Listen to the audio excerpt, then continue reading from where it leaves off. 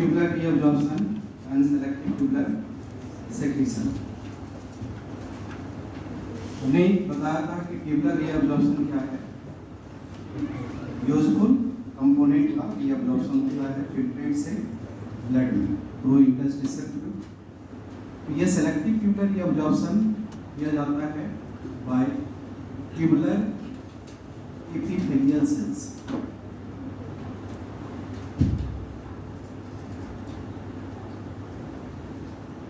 In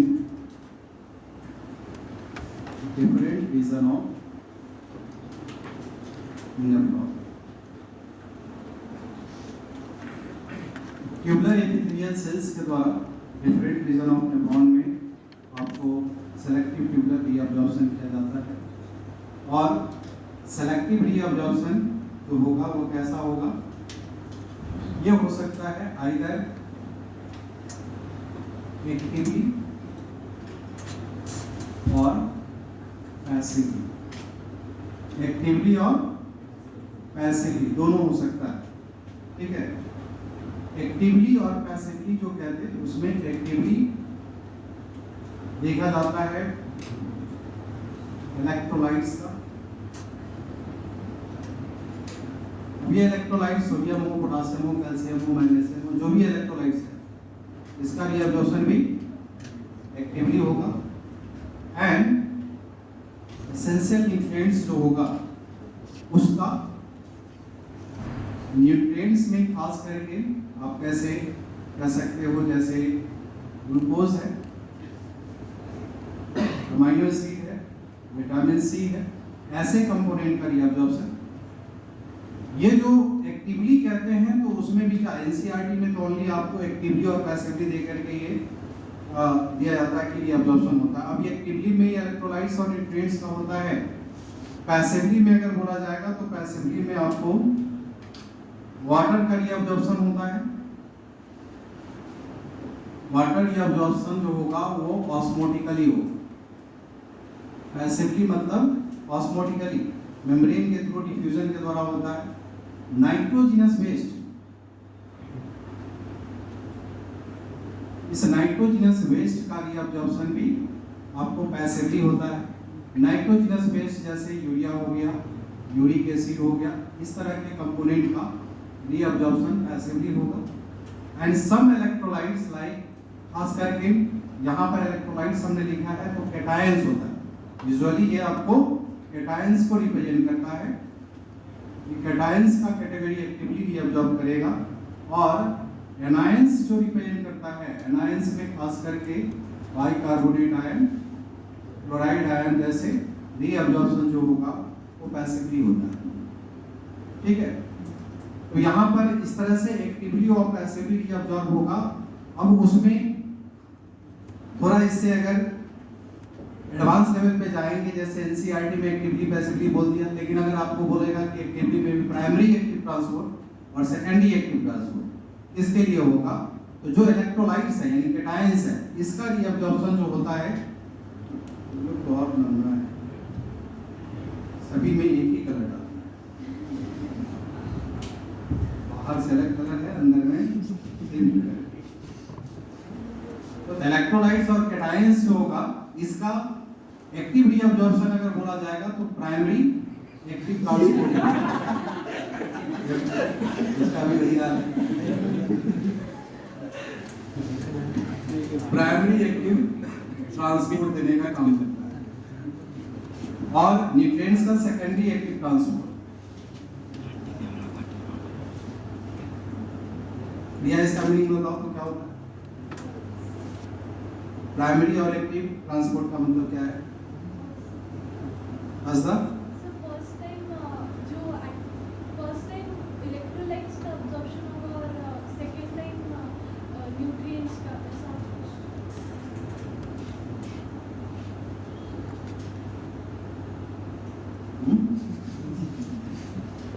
ऐसा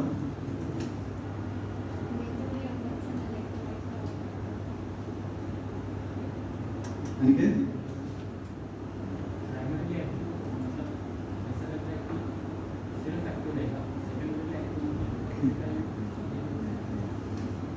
क्या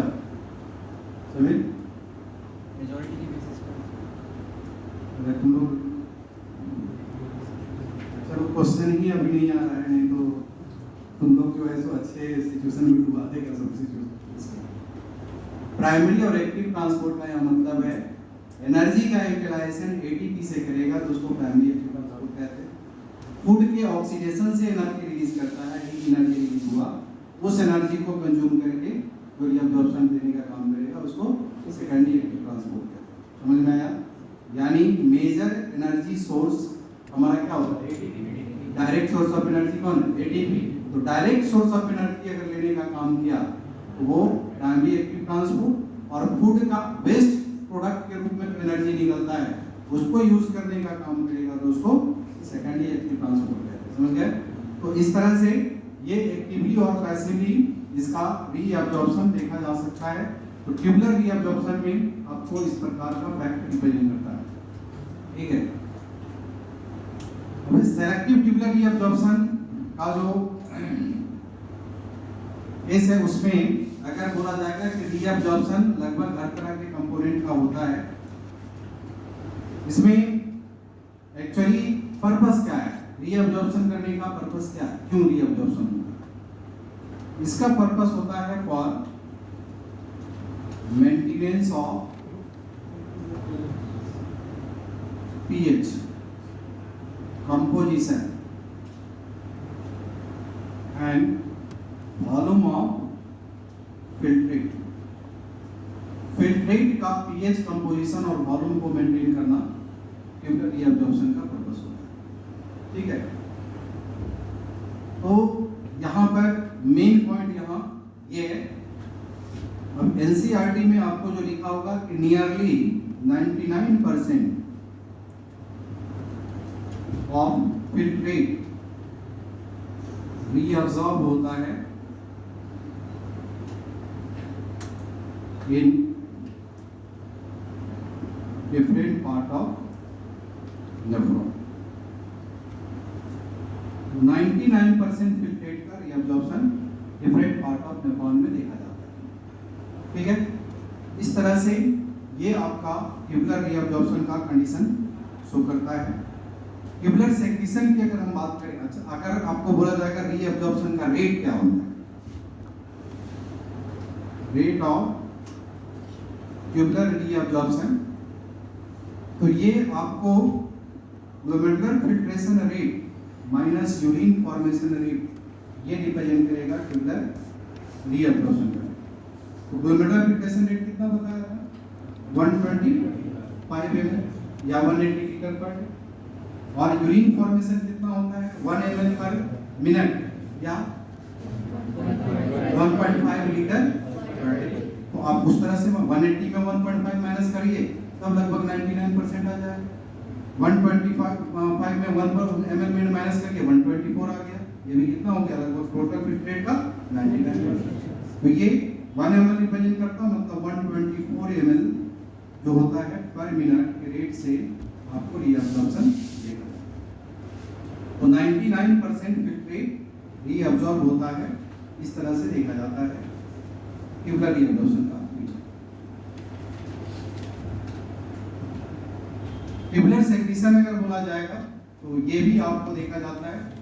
इसमें कहते हैं हार्मफुल टॉक्सिक केमिकल जो होता है जो ग्लोमेरुलस से पास नहीं कर पाया, क्रॉस कर गया, वो फिर से सेक्रीट करेगा। हमारे केस में ये मैकेनिज्म बहुत ज़्यादा सिग्निफिकेंट नहीं है क्योंकि मैक्सिमम टॉक्सिक और वेस्ट मटेरियल ग्लोमेरुलस से ही फिल्टर हो जाता है। जो कंपोनेंट हमारे बॉडी में मेटाबोलाइज होगा, सारे मेटाबोलाइज कंपोनेंट ऑलमोस्ट फिल्टर हो जाता है ग्लोमेरुलर। समझ गया? 5800 डाल्टन से नीचे का साइज जितने भी है सब वो फिल्टर हो जाता है, और लगभग वैसे कंपोनेंट जो होता है, जो टॉक्सिन्स होता है, वेस्ट मटेरियल है, सबका साइज उससे छोटा होता है। समझ गए? तो ये लगभग आपको फिल्टर हो जाता है। तो हमारे लिए ये बहुत इंपॉर्टेंट मैकेनिज्म नहीं होता। ये मैकेनिज्म इंपॉर्टेंट किसके लिए होता है? ग्लोमेरुलर किडनी के लिए, जिसमें ग्लोमेरुलस नहीं बनता। ग्लोमेरुलस नहीं बनता उसके लिए एसेंशियल हो गया, सिग्निफिकेंट हो गया। जैसे ग्लोमेरुलर किडनी पाया जाता है मेराइन टेलियोस में, मेराइन बोनी टेलियोस मतलब bony fish, marine bony fish के केस में देखा जाता है। डेजर्ट एम्फीबियंस होता है, उसके केस में ग्लोमेरुलस नहीं बनता, उसके केस में आपको इस तरह का ये मैकेनिज्म मेन हो जाएगा। तो मैमल्स के लिए, ह्यूमन के लिए क्या होता है? सप्लीमेंटल मैकेनिज्म, सेकेंडरी मैकेनिज्म होता है। इसको हम लोग कह सकते हैं, ये भी आपको देखा जाता है by tubular epithelial sales,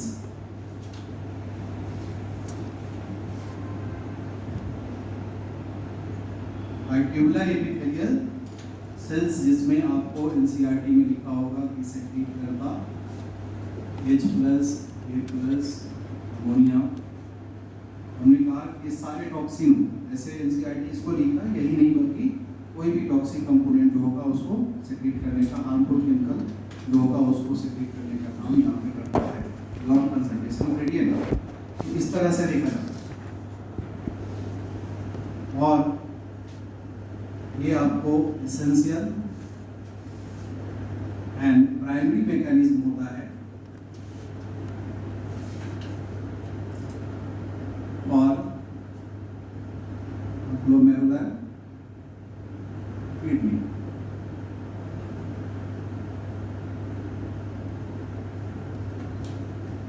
essential and primary mechanism हो जाएगा ग्लोमेरुलर किडनी का, जो किसमें हमने कहा मेराइन इलियोस्ट में देखा जाता है एंड डेजर्ट एम्फीबियन में देखा जाता है। एडिशनल नहीं लिखना चाहते तो ये छोड़ सकते हैं, कोई बात नहीं है ये, लेकिन है किसके लिए इम्पोर्टेंट वो हमने यहाँ पे बताया। तो ये डेजर्ट एम्फीबियन के लिए, हमारे लिए हो जाएगा ये सप्लीमेंटल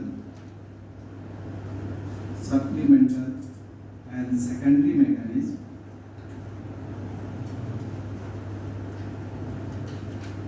और ग्लोमेरुलर किडनी मतलब आप यहाँ पर पढ़ रहे हैं मैमल्स के बारे में, ह्यूमन्स के बारे में। तो ह्यूमन के लिए जो होगा ये आपको सप्लीमेंटल मैकेनिज्म, सेकेंडरी मैकेनिज्म दिखाई देगा। ठीक है,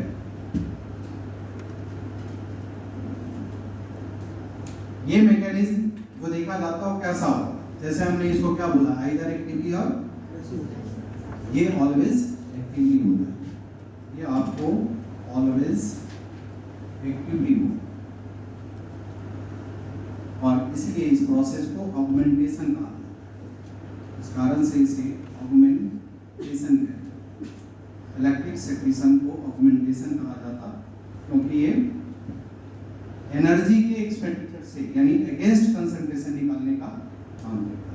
ठीक है, तो ऐसा कंडीशन देखा जाता है कि ये एक्टिव प्रोसेस शो करता है, फ्लो कंपोनेंट पैसिवली करता, लेकिन निकालने का काम एक्टिवली होता है, इसलिए ऑगमेंटेशन कहलाता है। ऑगमेंटेशन मतलब प्रेशर क्या कह सकते हैं, स्क्वीजिंग करके निकालना, ये ऐसे कंडीशन को रिप्रेजेंट करता है। पर्पस क्या है? जैसे ये इसके लिए है पीएच कंपोजिशन वॉल्यूम मेंटेन करने के लिए, तो ये किसके लिए होगा? पीएच एंड आयनिक बैलेंस देने के लिए ये होता है। और maintenance of pH and acid base balance।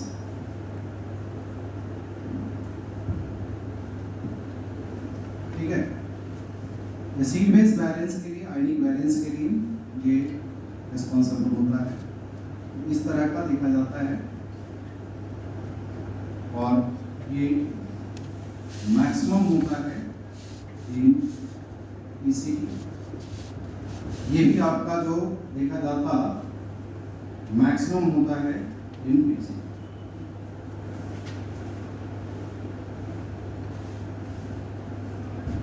ठीक है, तो रीअब्जॉर्प्शन सेक्रेशन का कंडीशन इस प्रकार का है।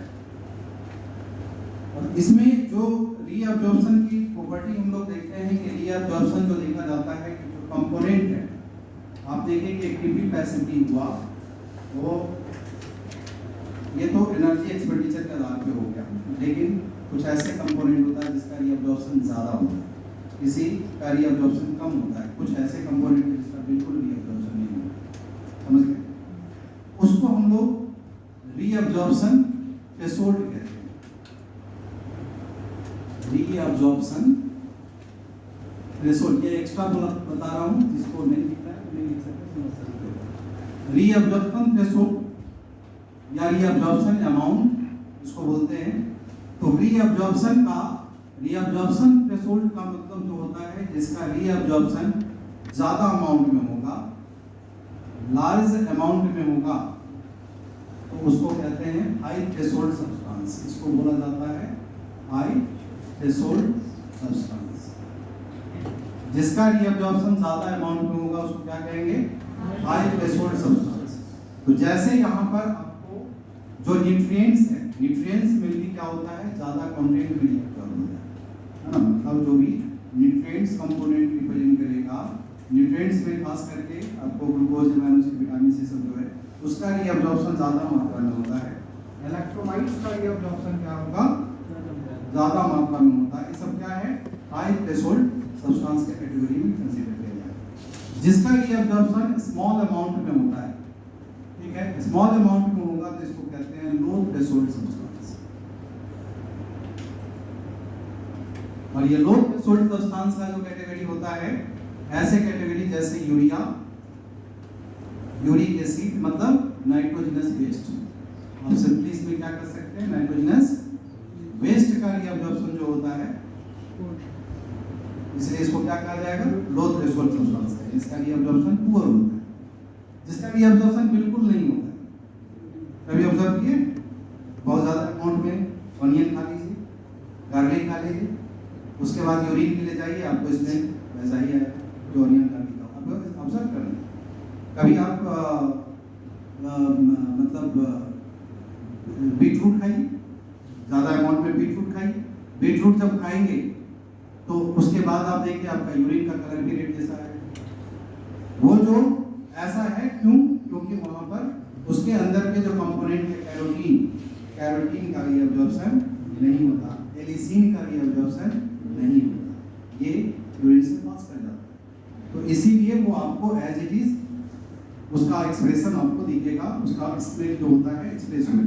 तो जिसका नहीं रीअब्जॉर्प्शन, नन, बिल्कुल जिसका रीअब्जॉर्प्शन नहीं होता, उसको कहते हैं non threshold substance.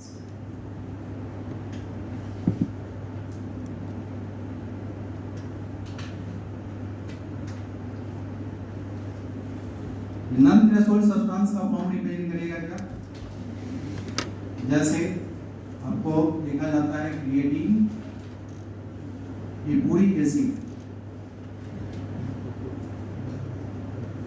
Uric acid, carotene, allicin, ये सब जो होगा वो एज इट इज पास कर जाएगा, ठीक है। इसको कहा जाता है थ्रेशोल्ड सब्सटेंस का मीनिंग यहाँ पर ये, ठीक है। अब जैसे रीअब्जॉर्प्शन में हमने कहा है पानी का रीअब्जॉर्प्शन होता है, तो पानी का रीअब्जॉर्प्शन का केस जो देखा जाता है ऑस्मोटिकली होता है, पैसिवली होता है। लेकिन ये वाटर रीअब्जॉर्प्शन जो होता है उसमें आपको दो तरह का पॉइंट आता है।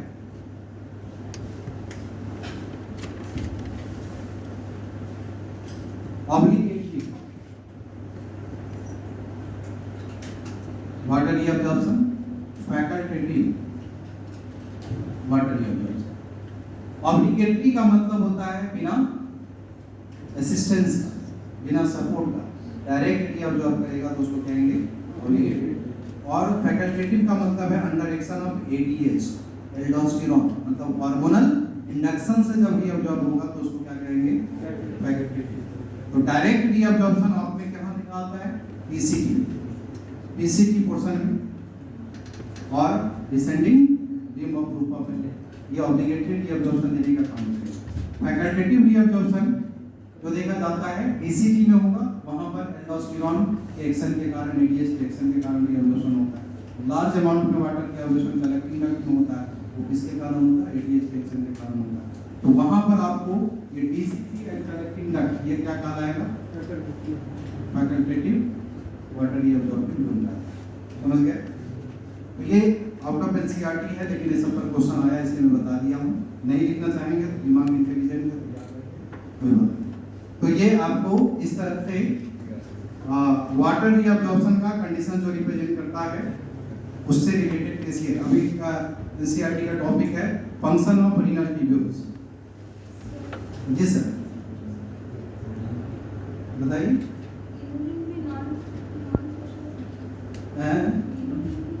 तो मेटाबॉलिज्म भी नहीं होता तो नॉन प्रेशर तो ऐसे ही हो जाए और पास ही नहीं करता तो रीअब्जॉर्प्शन का। तो ऐसे केस में जो होता है हमारे इसमें आपको मेटाबॉलिज्म नहीं है, सेल यूज ही नहीं कर रहा है, उसको कुछ ऐसा ले ही नहीं सकते, तो ना फिल्ट्रेशन कह सकते, ना रीअब्जॉर्प्शन करते, ना सेक्रीशन कहते, कोई वर्ड नहीं, आप उसमें रख सकते हैं। नॉन थ्रेशोल्ड क्या, वो हर चीज में ले सकते हैं। फंक्शन ऑफ रीनल ट्यूब्यूल्स की अगर बात करें तो उसमें जैसे एनसीईआरटी में जो मेंशन किया है वो लैंग्वेज में लिखेंगे तो आपको याद नहीं रहेगा, इसलिए मैं थोड़ा सा उसको अपने तरीके से बता देता हूँ।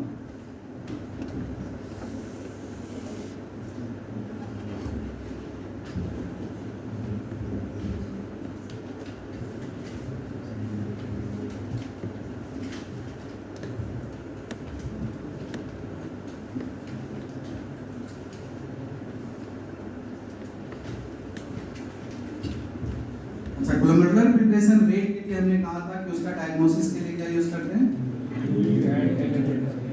नॉर्मल फिल्ट्रेशन फ्रैक्शन, ये दोनों यूज करते हैं। उसी तरह से अगर सेलेक्टिव सेक्रीशन के लिए कहा जाएगा डायग्नोसिस के लिए क्या यूज करते हैं, तो वो है यूरिक एसिड। समझ गए, ये यूरिक एसिड सेलेक्टिव सेक्रीशन के डायग्नोसिस के लिए यूज किया जाता है, तो वो डायग्नोस्टिक फैक्टर के रूप में उसको यूज करते हैं।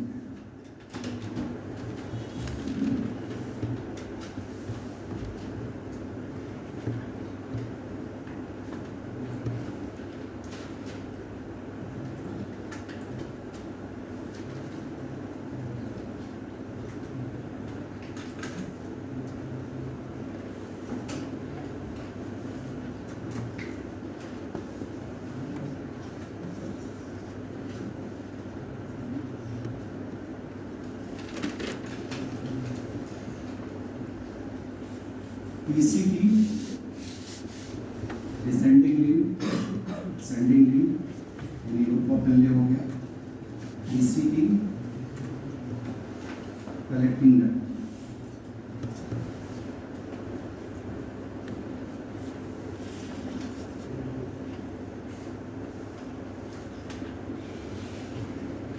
इसमें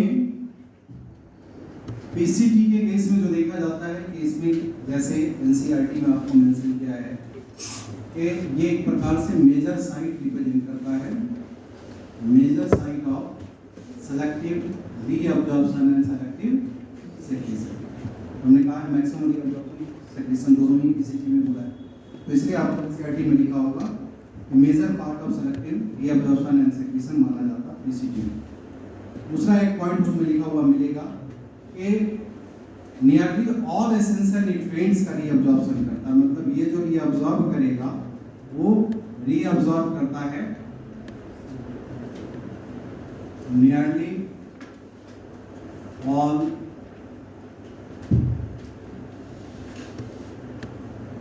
न्यूट्रिएंट्स कह सकते हो, एसेंशियल न्यूट्रिएंट्स कहो, न्यूट्रिएंट शॉर्ट में लिख देते हैं, ऑल न्यूट्रिएंट्स का रीअब्जॉर्प्शन करेगा। 70 to 80% of electrolytes and water का रीअब्जॉर्प्शन करता है और बाइकार्बोनेट आयन जो होगा इसका रीअब्जॉर्प्शन करता है। ठीक है, ये सभी कंपोनेंट का रीअब्जॉर्प्शन पीसीटी करने का काम करता है और ये सेक्रीट करता है H+, A+ एंड अमोनिया। इसका रीअब्जॉर्प्शन और इसका सेक्रीशन करने के कारण यहाँ पर पीएच और आयनिक बैलेंस का कंडीशन देखा जाता है। समझ गए, इसमें जो पीएच और आयनिक बैलेंस का कंडीशन होगा, एसिड बेस बैलेंस का कंडीशन रहेगा, उसमें ये हेल्प करने का काम करता है। तो ओवरऑल जो इस प्रकार का कंडीशन देखा जाता है कि जो पीसीटी इस प्रकार का ये काम करेगा, ऐसे रीअब्जॉर्प्शन का और सेक्रीशन का जो फीचर शो करता है, इसके कारण हम पीसीटी को कहते हैं कि ये मेंटेन करता है, to maintain pH and ionic balance.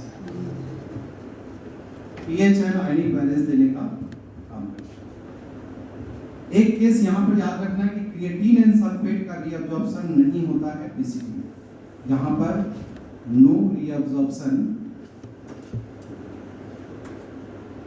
ये क्वेश्चन आया हुआ है इसलिए मैं बता रहा हूँ, no reabsorption of creatine and sulphate, इसका रीअब्जॉर्प्शन पीसीटी में नहीं होता। डिसेंडिंग लिंब जो होगा इसके बारे में आपको मिलेगा कि ये मैक्सिमम रीअब्जॉर्प्शन का काम करता है, मैक्सिमम रीअब्जॉर्प्शन देने का काम करता है। दूसरा ये होता क्या है, परमेबल टू वाटर होता है, permeable to water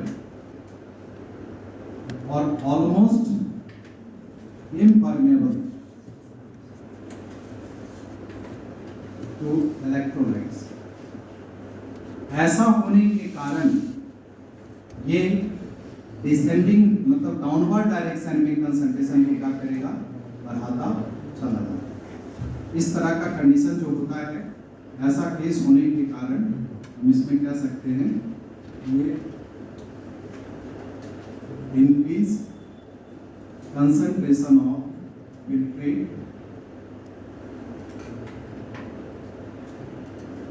in downward.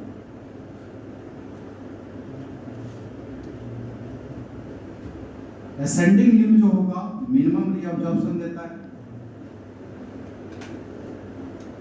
Minimum reabsorption का साइट माना जाता है, और ये आपको परमेबल होता है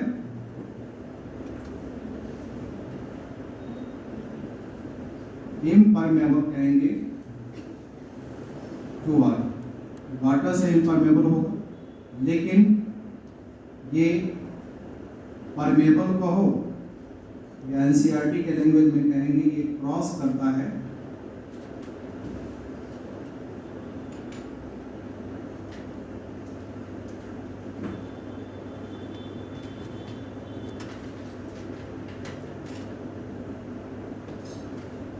ट्रांसपोर्ट करता है इलेक्ट्रोलाइट्स एक्टिवली और पैसिवली। ऐसा जो प्रॉपर्टी ये शो करता कि मिनिमम रीअब्जॉर्प्शन और इलेक्ट्रोलाइट्स का मूवमेंट देगा, पानी का रीअब्जॉर्प्शन नहीं देगा, ऐसे केस में ये डिक्रीज करता है कंसंट्रेशन को, concentration of filtrate in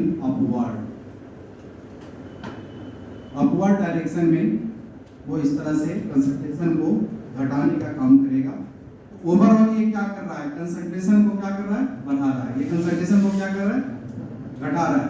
concentration को बढ़ाया इसलिए हम इसको क्या कर सकते हैं, कंसंट्रेटिंग सेगमेंट, कंसंट्रेटिंग सेगमेंट बोला जाता है आपको डिसेंडिंग लिंब।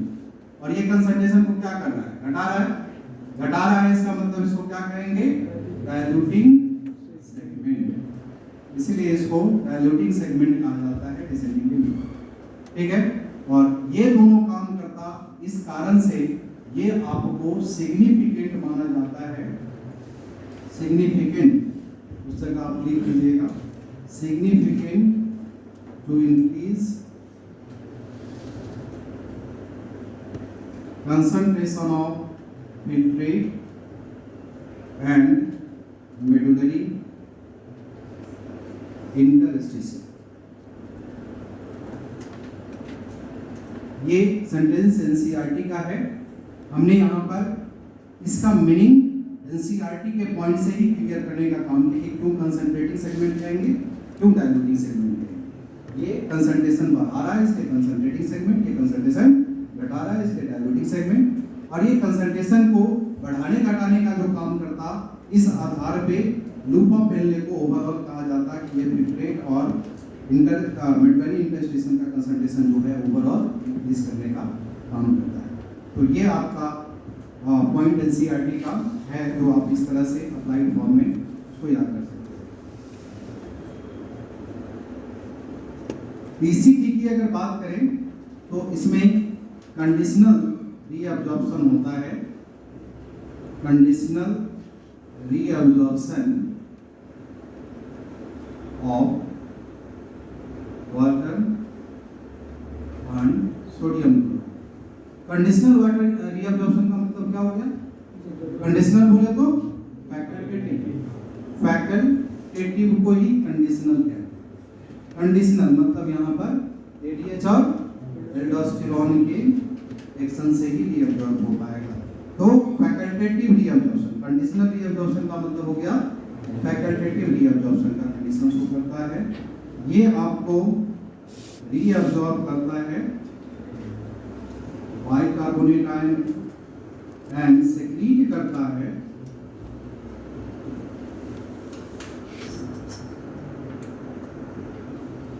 रीअब्जॉर्ब करता बाइकार्बोनेट आयन को and small amount of urea and secrete करता H plus A plus and ammonia. ये सभी सेक्रीशन करने का काम करता है। तो ऐसे केस में इस तरह का जो सिचुएशन होता है, इसके कारण ये हेल्प करता है to maintain pH and sodium potassium balance. PCT क्या कर रहा था? पीएच एंड आयनिक बैलेंस दे रहा है। डीसीटी क्या करेगा? PH and sodium potassium balance देने का काम। समझ गए? तो ये फंक्शन आपका इसमें रिप्रेजेंट करता है।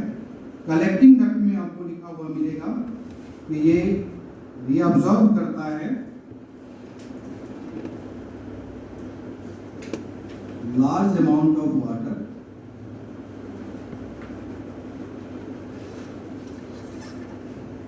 To concentrate urine. यूरिन को कंसंट्रेट करने के लिए लार्ज अमाउंट ऑफ वाटर का रीअब्जॉर्प्शन करने का काम करता है। और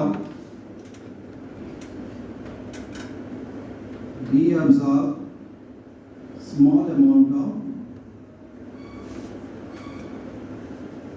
यूरिया, जिसको एक्सचेंज कर लेता है इन सेगमेंट ऑफ असेंडिंग। ठीक है, वो एक्सचेंज अभी काउंटर करंट बताएंगे तो उसमें मेंशन करेंगे तो समझ में आ जाएगा।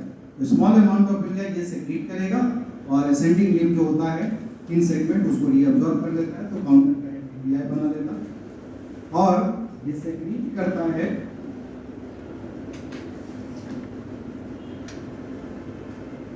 Secrete H plus and K plus. यहाँ पर H प्लस K प्लस का सेक्रीशन करता है। यहाँ देखिए पीसीटी डीसीटी में H plus K plus ammonia का सेक्रीशन होता है और कलेक्टिंग डक्ट में H प्लस K प्लस का सेक्रीशन होता है। हम ये इस तरह से बता इसलिए रहे हैं कि आसानी से रिलेट करके आप याद रखोगे, क्वेश्चन उसी फॉर्म में आता है। ठीक है, तो आप इस प्रकार से याद रखो कि सेक्रीशन में H plus K plus ammonia का सेक्रीशन आपको पीसीटी एंड डीसीटी करता है। Collecting duct only H plus K plus का सेक्रीशन करता है। अब ऐसे केस में वो सेक्रीशन करके पीएच आयनिक बैलेंस दे रहा था, यहाँ पर इस तरह का काम करके ये भी मेंटेन करने का काम करता है, to maintain pH and ionic balance.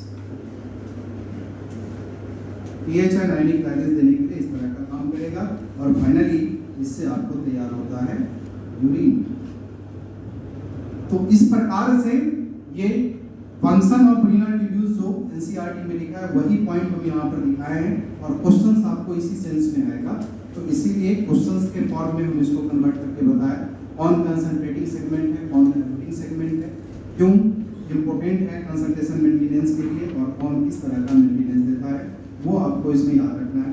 अब इसमें आपको जैसे थोड़ा सा एडिशनल में जाएंगे तो आपको पूछेगा कि कंसंट्रेशन का लेवल किस तरह से वेरी करता है, मतलब हाइपर ऑस्मोटिक, हाइपोऑस्मोटिक, ये किस तरह के किस रीजन में होगा, कहाँ पर पीएच का वेरिएशन करता है। तो आप यहाँ याद रखिए कि हमने कहा था कि जो बोमेंस कैप्सूल में आया था फिल्ट्रेट उसको प्राइमरी यूरिन कहते हैं। तो क्या बोला था? Iso-osmotic and alkaline, iso-osmotic and alkaline था। ये अल्केलाइन रह जाता है पीसीटी में, लेकिन वो आइसोऑस्मोटिक नहीं होता बल्कि हाइपर ऑस्मोटिक हो जाता है। तो पीसीटी एंड डिसेंडिंग लिम्ब का जो जोन होता है उस पोर्शन में अगर कहा जाएगा तो ये हो जाता है हाइपर ऑस्मोटिक। हाइपर ऑस्मोटिक हो जाता और यहाँ पर पीएच रिप्रेजेंट करेगा आपको 7.4, पीएच 7.4 देखा जाता है इस रीजन में। असेंडिंग लिम्ब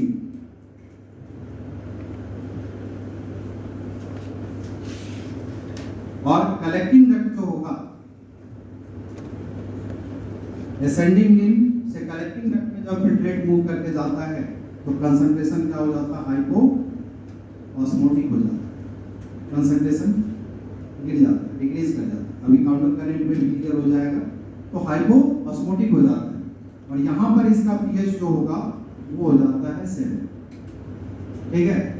और जब ये कलेक्टिंग डक्ट में जाता है, some part of PCT and collecting duct, यहाँ पे जब यूरिन आता है या उसके पास बाहर जाता तो ये फिर से हो जाता है क्या, hyper osmotic, hyper osmotic. And इसका पीएच अगर बोला जाएगा तो क्या कहोगे, 6 मतलब 6 रह जाता है, 6.4 का कैरी करता है लेकिन 6 आता है, पीएच 6 हो जाता है, यानी यूरिन का पीएच जो है वो समझ गए। तो इस तरह से hyper osmotic, hypoosmotic again hyper osmotic, ये कंसंट्रेशन इसका चेंज करता है रीजन से। किस रीजन में हाइपर ऑस्मोटिक है, किस रीजन में हाइपोऑस्मोटिक है, समझ में आ रहा है। और पीएच का वेरिएशन कैसे हो रहा है वो आप इस तरह से जान। तो जो क्वेश्चंस आता है एक्चुअली इसी पैटर्न पे क्वेश्चन आता है।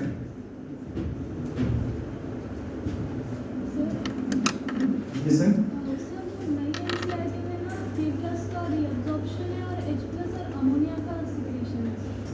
इसमें नई एनसीईआरटी क्या कि पीसीटी में H+ और अमोनिया का ही सिक्रीशन है, K+ का रीअब्जॉर्प्शन। लैंग्वेज भी लिखा है, सर डायग्राम में पूरा डायग्राम को छोड़ो, लैंग्वेज में लिखा है या नहीं? हाँ, नई एनसीईआरटी में लैंग्वेज में भी लिखा है सर। लैंग्वेज में क्या लिखा है कि K+ का रीअब्जॉर्प्शन है और H+ और नहीं। अमोनिया का ही सिक्रीशन। अगर लिखा भी है, अगर लैंग्वेज में सेंटेंस इसके पास है बुक ने एनसीईआरटी, सेंटेंस में अगर लिखा है तो उस सेंटेंस को फॉलो करना, अदरवाइज लिखा भी है तो गलत है, लेकिन फिर भी अगर वैसा लिखा है तो फॉलो एनसीईआरटी ही करना। लेकिन हमें नहीं लगता है कि वो सेंटेंस लिखा होगा, फिगर में जरूर मेंशन होगा और डिफरेंशिएट किया होगा, लैंग्वेज में नहीं लिखा होगा। लैंग्वेज में लिखना मतलब वो लिखने में तो गलती नहीं करेगा, फिगर में मेंशन किया होगा तो दीजिए, उनको बुक दीजिए, वो दिखाई करके बताएंगे, हम देख लेते हैं सेंटेंस, कोई बात नहीं, आप उसको दिखाइए। लैंग्वेज में रहेगा तो एनसीईआरटी फॉलो करें। नेक्स्ट इसमें हम लोग देखें काउंटर करंट में। एनसीईआरटी में लिखा हुआ maintenance of the filtrate. NCERT में जो मेंटेनेंस ऑफ द फिल्ट्रेट लिखा, इसका मतलब है काउंटर करंट मैकेनिज्म। इसी को हम कहते हैं counter current mechanism.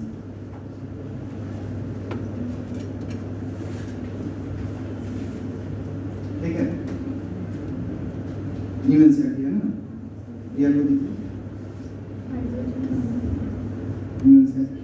Secretion of hydrogen and ammonia K+ नहीं है। लैंग्वेज में लिखा है, लैंग्वेज में हाइड्रोजन आयन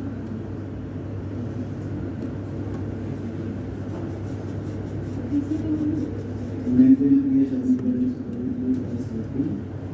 secretion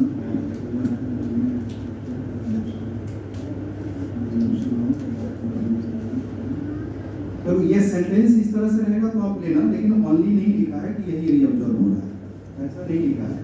तो पुराना एनसीईआरटी में भी वैसे नहीं लिखा है जैसा हमने बताया।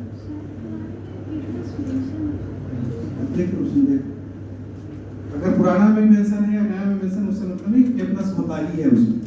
तो सेंटेंस में ओनली नहीं लिखा है कि ये सिर्फ hydrogen and ammonia only secretion करता है। पोटेशियम था लेकिन वो गलत है। आप क्वेश्चन आए तो आप करिएगा, एनसीईआरटी के आधार पर करिएगा, लेकिन A+ तो सेक्रेट होता ही है। सेक्रेशन इसमें दोनों में ये दो रीजन जो है दोनों में आपको A+ का S+ का उसका होता है। अगर आए तो आप उसको मार्क करके रख लीजिए। अच्छी बात है कि अगर आपने उसको दिमाग में रखा है तो उसको एनसीईआरटी के आधार पर इस पॉइंट को दिमाग में रखिए।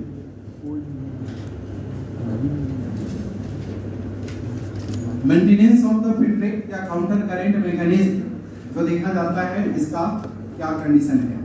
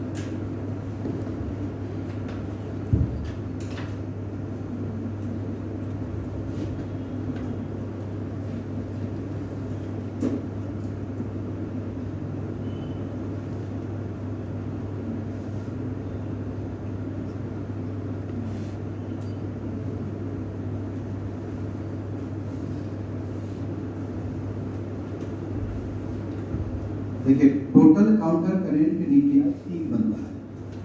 काउंटर करंट मैकेनिज्म में टोटल काउंटर करंट न्यूक्लियाई 3 बनता है, जो मेन रिप्रेजेंट करता है descending limb of loop of पेल्ले, ascending limb of vasa recta. Descending limb of loop of पेल्ले, ascending limb of loop of पेल्ले and descending limb of loop of पेल्ले, descending limb of vasa recta. ये 3 main होता है। चौथा जो supplement करने का काम करता है descending limb of loop of पेल्ले एंड कलेक्टिंग न्यूक्लियाई। ये टोटल 4 काउंटर करंट न्यूक्लियाई होता है, इसमें 3 मेन होता है, ठीक है, जिसमें हम लोग भासा रेखा को काउंटर करंट एक्सचेंजर कहते हैं और लूप ऑफ पेल्ले को काउंटर करंट मल्टीप्लायर कहते हैं। क्यों ऐसा कहा जाता है पूरा इस पे आप ध्यान दीजिए। जो हमने ये फिगर बनाया है यहाँ पर सबसे पहले मीनिंग समझिए कि जैसे मेंटेनेंस ऑफ फिल्ट्रेट वहाँ पे लिखा है, हम लोग इसको जनरल वे में काउंटर करंट मैकेनिज्म कहते हैं। क्यों? इसमें एक्चुअली क्या है, काउंटर करंट मैकेनिज्म या फिल्ट्रेट को मेंटेन करने की एबिलिटी सभी में नहीं होता, ये मैमल्स में होता है, ठीक है। तो एनसीईआरटी में ही ये लिखा होगा, ये एबिलिटी ऑफ मैमल्स है जो मेंटेन करने का काम करता है, उसको सही तरीके से मैंने लिख दिया है। ये कैरेक्टरिस्टिक है मैमल्स का, to maintain urine concentration of urine, to maintain concentration of urine due to well defined loop of पेल्ले and भासा रेखा। मतलब ये मैमल्स कंसंट्रेशन किसने मेंटेन कर पाता, इसमें लूप ऑफ पेल्ले और भासा रेखा वेल डिफाइंड का सेंस क्या है, काउंटर करंट apparatus बनाता है।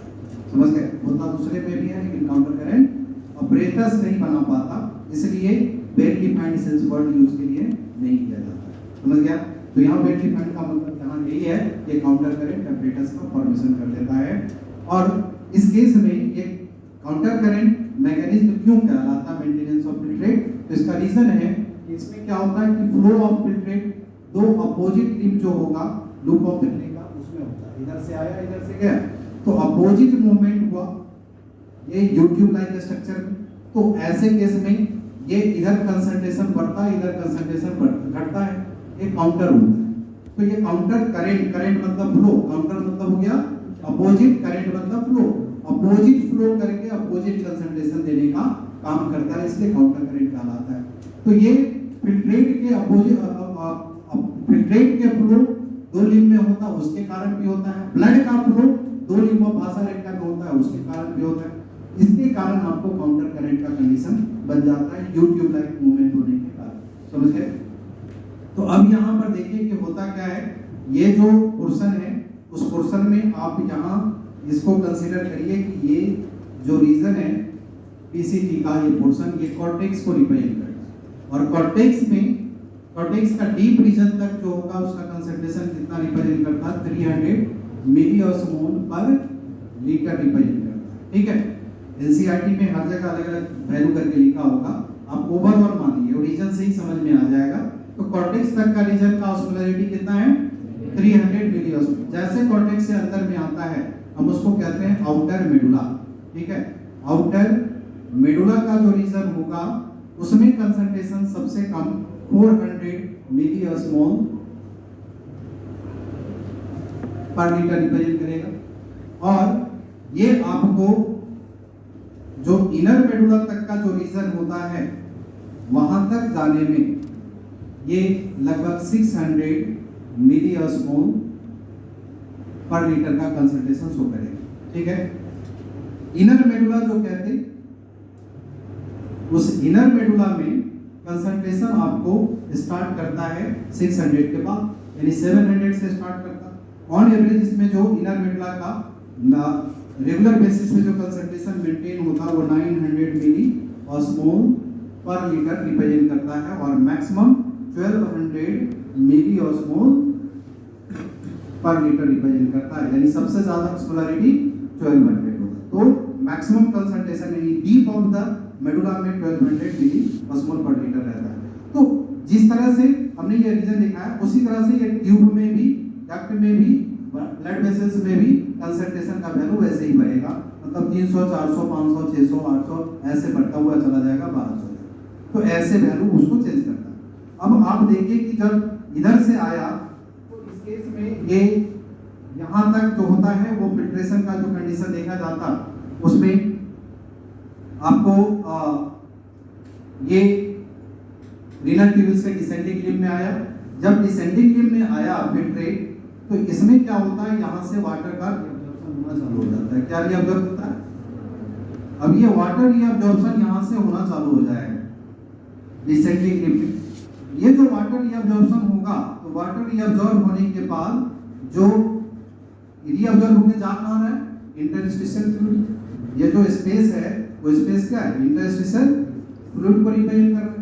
तो इंटरस्टिशियल फ्लूइड में आया, इंटरस्टिशियल फ्लूइड का कंसंट्रेशन बाहर में जैसा रहता है, जो कंसंट्रेशन हमने बताया वही है, जो ट्यूब के अंदर रहेगा वही इंटरस्टिशियल फ्लूइड का रहेगा।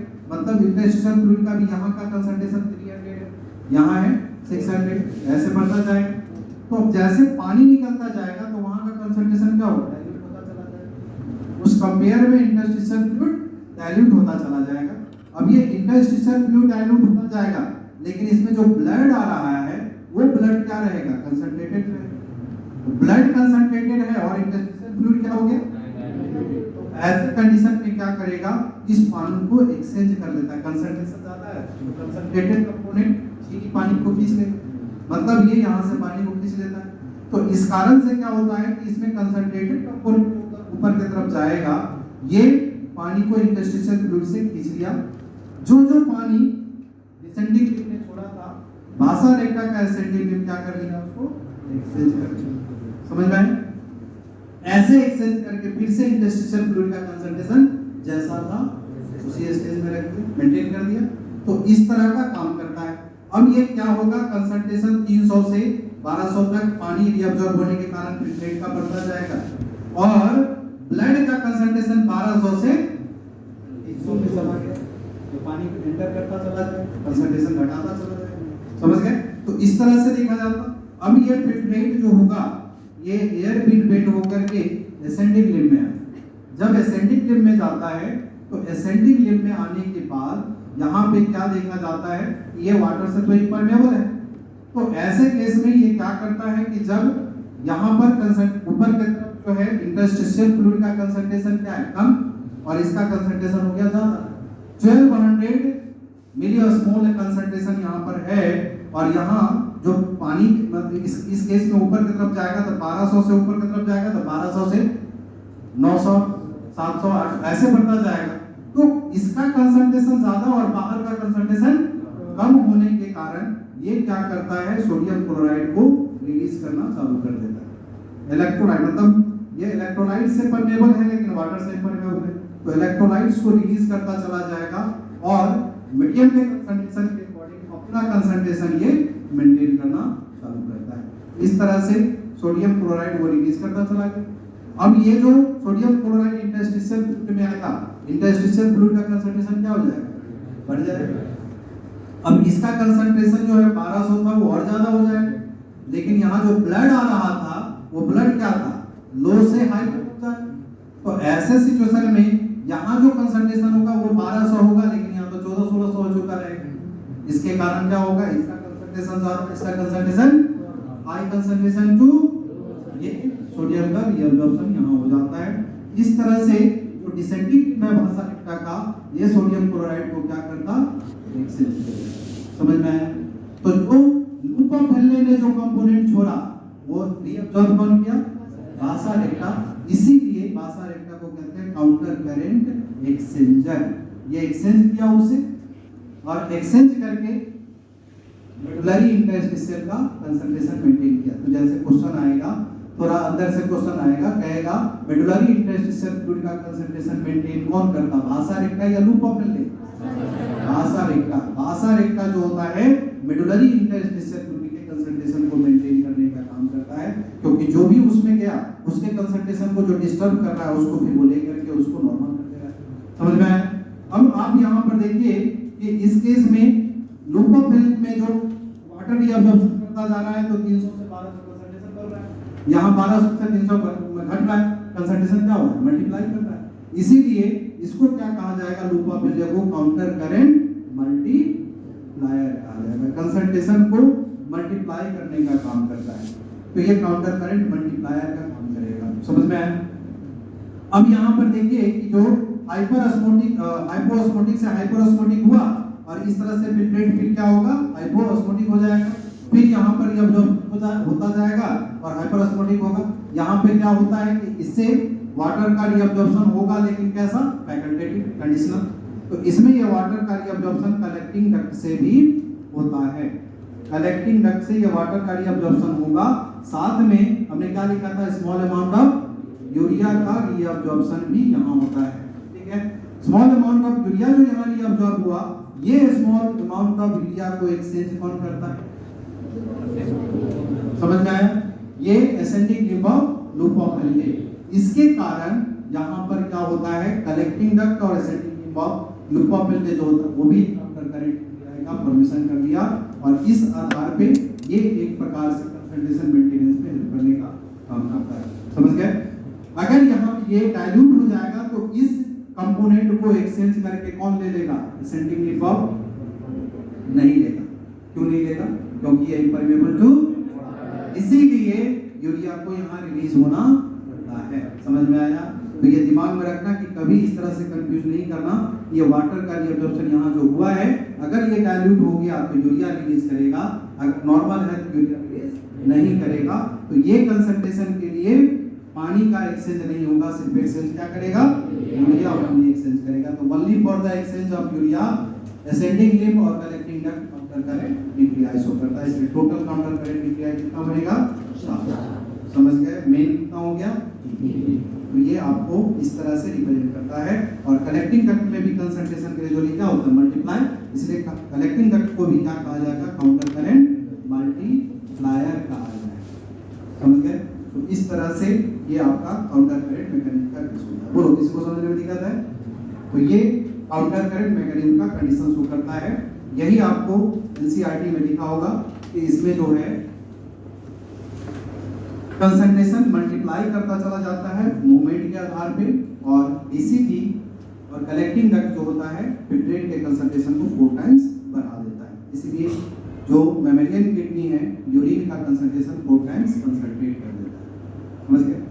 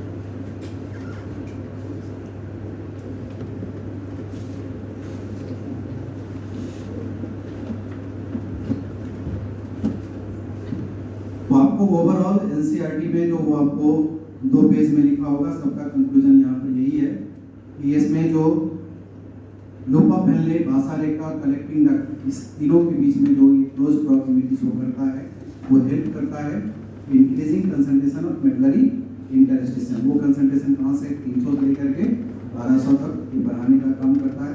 और डीसीटी कलेक्टिंग डक्ट जो होगा वो कंसंट्रेट करता है फिल्ट्रेट को कितने टाइम्स 4 टाइम्स ये करता है, इसीलिए मेमेलियन किडनी यूरिन को 4 टाइम्स तक कंसंट्रेट कर देता है। समझ गया?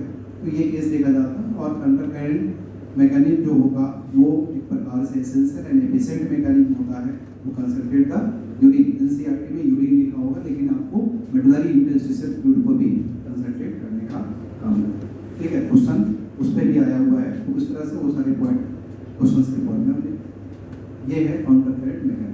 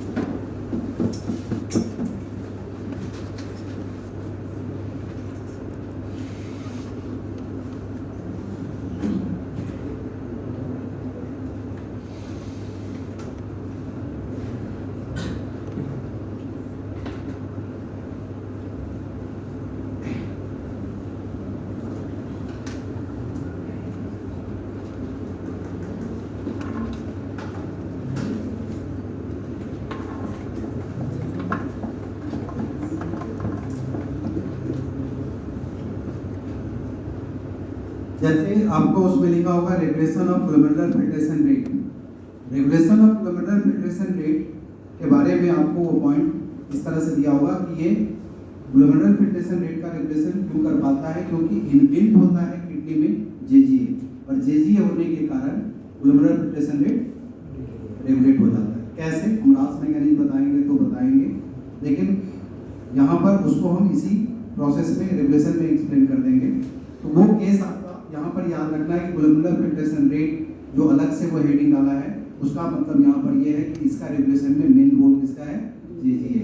ठीक है, रेगुलेशन ऑफ किडनी फंक्शन की बात अगर करें तो रेगुलेशन ऑफ किडनी फंक्शन के बारे में लिखा हुआ मिलेगा कि ये आपको जो रेगुलेट करता है या मेंटेन करता है वो हार्मोनल फीडबैक मैकेनिज्म के द्वारा, और वो हार्मोनल फीडबैक मैकेनिज्म में इन्वॉल्व कौन होगा, हाइपोथैलेमस, जेजीए एंड आर। ये 3 कंपोनेंट है जिसका हार्मोन एक्चुअली फीडबैक मैकेनिज्म दे करके किडनी के फंक्शन को रेगुलेट करने का काम करता है। समझ गए?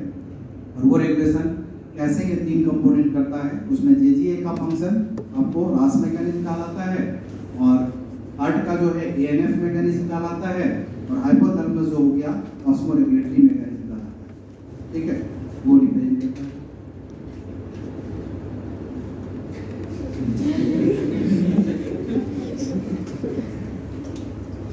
मूविंग का स्टाइल समझ में आ जाता है।